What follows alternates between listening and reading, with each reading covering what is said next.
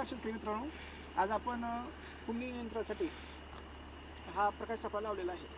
प्रकाश सापळ्याचं महत्त्व काय? कुंबणीचं नियंत्रण करणे हे कुंबणी गोळा करून मारणे हे तर सर्वात सोपा स्वस्त उपाय आहे. त्यासाठी आपण हा प्रकाश सापळा लावलेला आहे. प्रकाश सापळा लावल्यानंतर कुंबणी आता सर्व पिकावरती ही आहे, त्याचा प्रादुर्भाव जाणवतो.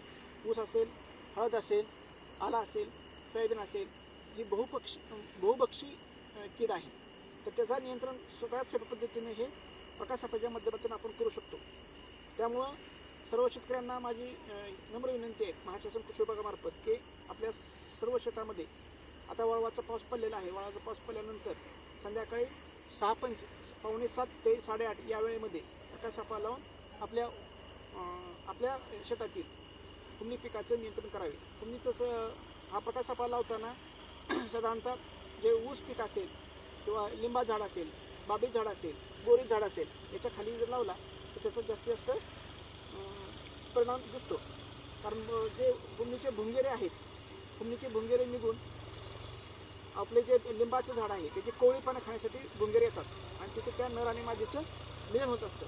आणि आपल्याला तर ते जे भुंगे आणि ते येत असताना ते प्रकाशाकडे आकर्षित होतात, त्यामुळे आपल्याला ते पकडता येतं.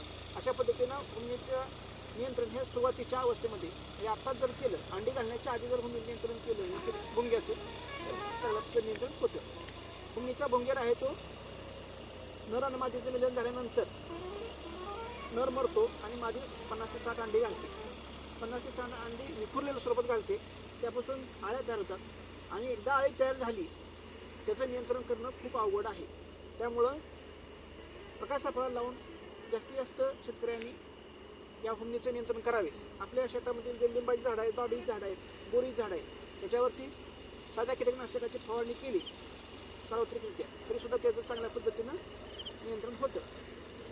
धन्यवाद. नमस्कार शेतकरी बंधूंनो. सद्यस्थितीमध्ये वाळवाचा पाऊस पडत आहे आणि फार मोठ्या प्रमाणावरती जमिनीतून भुंगेरे बाहेर पडत आहेत. हे भुंगेरे आहेत ते कुंबणीचे आहेत आणि ही जी कुंबणी आहे ते अनेक पिकाचे जे काही मुळं आहेत त्याच्यावरती ती तिचं खात असते. त्याच्यामध्ये या ठिकाणी आपण पुडतर या गावामध्ये या ठिकाणी प्रकाश सापळा लावलेला आहे. ऊसाचं क्षेत्र फार मोठ्या प्रमाणावरती आहे. ऊसावरती ही कुंबणी जी आहे ती फार मोठ्या प्रमाणावरती उत्पादनामध्ये घट आली आणि त्याच्यामुळं आज आम्ही हा प्रयोग केलेला आहे. प्रयोग करत असताना तात्काळ त्या ठिकाणी किडी आपल्याला या क्लोरोपायरिफॉस पाणी आहे त्याच्यामध्ये पडत आहे आणि त्याचं ऑटोमॅटिकली प्रतिबंध होत आहे. या निमित्ताने मी तालुक्यातील इतर शेतकऱ्यांना आवाहन करू इच्छितो की आपणही याच प्रकारे प्रकाश सापळा जर लावला तर कुंबणीचं नियंत्रण आपल्याला करणं सोपं.